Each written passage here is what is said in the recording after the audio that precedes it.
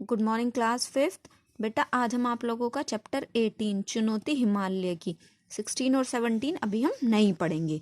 ठीक है, ये वाला चैप्टर पढ़ने जा रहे हैं चुनौती हिमालय की। इस पार्ट में आपको बताया है कि एक बार जवाहरलाल नेहरू जी अपने चचेरे भाई और कुछ दूसरे लोगों के साथ हिमालय की चोटी पर जाने के लिए निकलते हैं, क्योंकि पहाड़ी इलाकों में बहुत ठंड होती है, ऊंचे ऊंचे पहाड़ होते हैं जिन पर की बर्फ पड़ती है। तो जवाहरलाल नेहरू उस मतायन पहुंचते हैं तो वहाँ एक कुली होता है। वो बोलता है कि साहब जो सामने पहाड़ है वहाँ पर उनके पीछे अमरनाथ की गुफा है जो कि बर्फ से ढके हुए हैं। लेकिन फिर वो बताता है कि लेकिन रास्ता बहुत टेढ़ा मेढ़ा है। तो फिर किशन जो है वो कुली की बात काटता है और बोलता है कि बहुत चढ़ाई है और साहब दूर भी बहुत है, कि वहाँ पर बहुत उबड़ खाबड़ वाला रास्ता है, बहुत ऊंची चढ़ाई है और रास्ता और बहुत दूर भी है। तो जवाहरलाल नेहरू जी पूछते कि कितनी दूर है, तो कुली फिर जल्दी से बोलता है कि 8 मील। तो फिर जवाहरलाल नेहरू जी बोलते हैं तब तो हम ज़रूर चलेंगे। साथ में जवाहरलाल नेहरू जी के चचेरे भाई भी होते हैं जो कि उनकी तरफ मतलब प्रश्न भरी नज़रों से देखते हैं कि कैसे पहुंचेंगे वहां पर, क्योंकि दोनों कश्मीर घूमने निकले थे और जो जोजिला पास से होकर लद्दाख इलाके की ओर चले गए थे, यानी लद्दाख के इलाके में चले गए थे। अब तो बोलते हैं कि अब अमरनाथ जाने में क्या आपत्ति हो सकती है। जवाहरलाल नेहरू जी रास्ते की मुश्किलों के बारे में सुनकर सफर के लिए और भी इच्छुक हो जाते कि हाँ ऐसा रास्ता है तो मैं वहां पर जरूर जाऊंगा। तो फिर वो पूछते हैं कि मेरे साथ कौन कौन चलेगा। तो किशन तुरंत बोलता है कि मैं चलूंगा, भेड़े चराने मेरी बेटी चली जाएगी। तो जो किशन है वो बोलता है कि भेड़े चराने के लिए मेरी बेटी चली जाएगी, मैं आपके साथ चलूंगा। अगले दिन सुबह सुबह सब तैयार होकर बाहर आते हैं और आकाश में उस समय रात्रि यानी रात का ही दृश्य होता है। तिब्बती पठार का दृश्य निराला था। वहां पर दूर दूर तक वनस्पति रही थी, यानी कि वहां पर पेड़ पौधे नहीं थे। उजाड़ चट्टाने ही चट्टाने थी। कुछ चट्टानें बर्फ से ढकी हुई थी जिन पर की सूरज की किरणें पहली किरण स्पर्श कर रही थी, यानी उसको छू रही थी, और जो कि बहुत ही सुंदर दृश्य लग रहा था तब। और बहुत ठंडी ठंडी हवाएं वहां पर चल रही थी। जवाहरलाल नेहरू अपनी हथेली आपस में रगड़ते हैं और कमर में रस्सी लपेटकर चलने को तैयार हो जाते हैं। हिमालय की जो चढ़ाई है वो बहुत ही दुर्गम यानी बहुत कठिन उनको चुनौती दे रही थी। लेकिन जवाहरलाल नेहरू को ऐसे अलग अलग जगह पर जाने का बहुत शौक था, तो वो उनको जाना ही जाना था। उनके साथ उनके भाई किशन और कुली सभी रस्सी के साथ जुड़ जाते रस्सी से, इसलिए ताकि कोई गिरे ना। किशन एक गडरिया था, लेकिन अब वो उनके लिए गाइड बन गया था। गडरिया यानी कि जो भेड़ बकरियां पालते हैं और उनको चरा इधर उधर घूमते हैं। तो बोलते हैं कि बस 8 मील ही तो पार करना है, और जल्दी से जवाहरलाल नेहरू चढ़ने लगते हैं।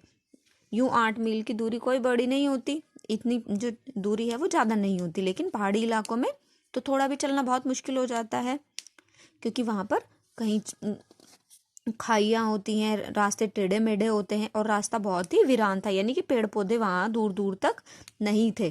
कहीं एक फूल खिल जाता तो ऐसा लगता था कि हाँ जैसे बहुत अच्छा लग रहा है ये दृश्य। पथरीली चट्टानें और जो कि बर्फ से ढकी हुई थी, फिर भी इस गहरे सन्नाटे में उनको बहुत सुकून लग रहा था और बर्फीली हवा सूं सूं करती हुई चल रही थी, जो कि जवाहरलाल नेहरू को बहुत जोश दे रही थी। जवाहरलाल नेहरू आगे आगे बढ़ते ही जा रहे थे। जो जो ऊपर चढ़ते जा रहे थे तो उनकी सांसें फूल रही थी, सांस लेने में दिक्कत हो रही थी। एक कुली की नाक से खून बहने लगा, क्योंकि जैसे जैसे हम ऊपर पहुंचते हैं, चढ़ाई करते हैं, तो ऑक्सीजन की वहां पर कमी हो जाती है और सांस लेने में दिक्कत होने लगती है। तो जल्दी से जवाहरलाल नेहरू जी उसका उपचार करते हैं। उसको ऐसा लग रहा था जैसे कि उसके दिमाग में ही खून चढ़ गया हो, फिर भी जवाहरलाल नेहरू ने आगे बढ़ने का इरादा नहीं बदला।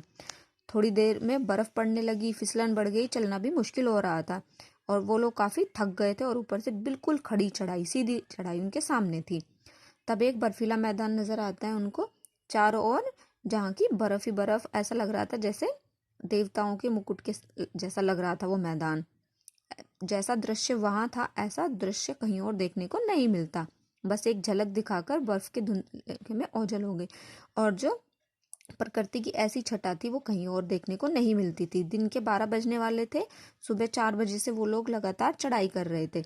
शायद 16,000 फीट की ऊंचाई पर रहे होंगे इस वक्त वो, जबकि वो बात कर रहे हैं। अमरनाथ की गुफा का दूर दूर तक अभी कोई अता पता नहीं था। जवाहरलाल नेहरू की चाल में भी अब थोड़ा, वो अभी भी ना थके थे और ना उनको सुस्ती लग रही थी, क्योंकि हिमालय उनको अपनी तरफ चुनौती दे रहा था आगे बढ़ने की। तो जो कुली होता है वो बोलता है कि चलिए साहब, कैंप में वापस लौट चलते हैं। लेकिन अभी तो अमरनाथ नहीं पहुंचे। जवाहरलाल नेहरू जी बोलते हैं तो लौटने का तो विचार ही नहीं होता। लेकिन वह तो बर्फ के उस मैदान के पार है। किशन बीच में बोलता है, चलो चलो, चढ़ाई तो पार कर ली, अब आधे मील का मैदान ही तो बाकी है। कहकर जवाहरलाल नेहरू ने थके हुए कुलियों को उत्साहित कर दिया, मतलब उनको आगे बढ़ने के लिए बोलते हैं। सामने बर्फ का सपाट मैदान, यानी कि बिल्कुल जो मैदान होता है वो दिखाई दे रहा था। उसके पार दूसरी ओर से नीचे उतरकर गुफा तक पहुंचा जा सकता था। जवाहरलाल नेहरू काफी तेजी से बढ़ते जा रहे थे। दूर से मैदान जितना सपाट दिख रहा था, असलियत में उतना ही उबड़ खाबड़ था, क्योंकि पहाड़ों में तो प्लेन मिलते ही नहीं है। वहां तो जो मैदान होते हैं वो भी उबड़ खाबड़ ही होते हैं। ताजी बर्फ ने ऊंची नीची चट्टानों को एक पतली चादर से ढककर एक समान कर दिया था, इसलिए वो मैदान लग रहा था। और बहुत ज्यादा फिसलन भी थी। कभी पैर फिसलता और कभी बर्फ में पैर अंदर उनका धंसता चला जाता। बहुत नाप नाप कर उनको कदम रखने पड़ रहे थे, क्योंकि बर्फ की वजह से पता ही नहीं चल पा रहा था कि कहाँ खाई होगी और कहाँ नहीं होगी। ये तो चढ़ाई से भी ज्यादा मुश्किल था। लेकिन जवाहरलाल नेहरू जी को अभी भी मजा आ रहा था। तब जवाहरलाल नेहरू देखते हैं कि सामने एक गहरी खाई मुंह फाड़े निकलने के लिए तैयार खड़ी थी, यानी बहुत गहरी खाई थी। अचानक उनका पैर फिसला। वो लड़खड़ाते हैं, इससे पहले संभल पाए कि वो खाई में गिर पड़े। किशन चीखता है, शाप शाप। तो जवाहर बोलते कि भाई की पुकार वादियों की शांति भंग कर गई। वे खाई की ओर तेजी से बढ़े। रस्सी से बंधे जवाहरलाल नेहरू हवा में लटक रहे थे। ये तो शुक्र है कि वो रस्सी से बंधे हुए थे। और कैसा झटका है ये, हर तरफ उनको चट्टाने चट्टाने और उसमें गहरी खाई नजर आ रही थी। जवाहरलाल नेहरू रस्सी को कसकर पकड़े हुए थे और वो रस्सी ही उनके पास एकमात्र सहारा थी। जवाहर ऊपर से उनके भाई उनको पुकारते हैं। ऊपर मुंह उठाया तो भाई और किशन उनके धुंधले चेहरे खाई में झांकते हुए दिखाई दे रहे थे। जैसे ही जवाहरलाल नेहरू ने ऊपर मुंह किया, उनका भाई और किशन उनके चेहरे उनको दिखाई दे रहे थे। और वो बोलते हैं कि आप पकड़े रहो, हम खींच रहे हैं। जवाहरलाल जानते थे कि अगर फिसलन के कारण यूं ऊपर खींच लेना आसान नहीं होगा, और जरा भी इधर उधर हुआ तो सीधा खाई में जाएंगे। भाई में तो फिर वो बोलते हैं कि मैं चट्टान पर पैर जमा लूं और फिर आप लोग मुझको धीरे धीरे खींचना। फिर जवाहरलाल नेहरू दीवार से उभरी चट्टानों को मजबूती से पकड़ लेते हैं और पथरीले जो थोड़ा समतल होता है उस पर पैर जमा लेते हैं। पैरों तले धरती के एहसास से जवाहरलाल नेहरू की हिम्मत बढ़ गई। अब जब उनके पैरों के नीचे थोड़ी धरती थी तो उनको थोड़ी हिम्मत बढ़ गई। और उनका भाई बोलता है कि जब घबराओ मत। तब जवाहरलाल नेहरू वापस जवाब देते हैं कि मैं बिल्कुल ठीक हूँ। और जवाहरलाल नेहरू रस्सी से पकड़कर एक एक कदम को बहुत धीरे धीरे रखते हुए ऊपर बढ़ने लगते हैं। कभी पैर फिसलता तो कभी कोई हल्का फुल्का पत्थर पैरों के नीचे से सरक जाता। और जब पैरों के नीचे से पत्थर सरकता तो ऐसा लगता कि जैसे अभी वो नीचे खाई में गिर जाएंगे। लेकिन फिर वो रस्सी को मजबूती से पकड़ लेते। रस्सी से हथेलियां भी जैसे कटने लगी थी। लेकिन जवाहरलाल ने उस तरफ ध्यान नहीं दिया और वो ऊपर की तरफ बढ़ते चले आ रहे थे। धीरे धीरे किसी तरह जवाहरलाल नेहरू ऊपर आ जाते हैं। और गहरी इतनी खाई थी कि अगर कोई इंसान गिर जाए तो किसी को पता भी न चले। तो जैसे ही जवाहरलाल नेहरू ऊपर आते हैं तो उनके भाई गहरी सांस लेते हैं और बोलते हैं कि शुक्र है भगवान का। कोहली भी पूछता है कि साहब चोट तो नहीं लगी। जवाहरलाल नेहरू अपने कपड़े झाड़ते हैं, गर्दन हिलाते हैं और फिर चलने के लिए तैयार हो जाते हैं। इस हादसे से हल्का सा झटका उनको जरूर लगता है, लेकिन फिर भी उनमें ऊपर जाने की, जो हिमालय की चोटी पर जाने की इच्छा थी, वो जरा भी कम नहीं होती। आगे चलते जाते हैं और गहरी और चौड़ी खाइयों की बहुत ज्यादा संख्या थी वहां पर। तो खाइयां पार करने का उचित सामान भी तो नहीं था उनके पास। तो निराश होकर जवाहरलाल नेहरू को अमरनाथ का सफर अधूरा छोड़कर वापस आना पड़ता है।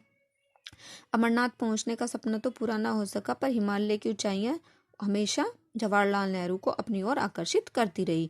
यानी कि और हमेशा जो उनके मन में एक इच्छा थी कि वो हिमालय की चोटी पर पहुंच पाए, लेकिन वो उनके पास उचित साधन नहीं थे उस समय, तो इसलिए उनको सफ़र आधे से ही छोड़कर वापस आना पड़ता है। और इस पाठ के लेखक हैं बेटा सुरेखा पंडीकर। Thank you.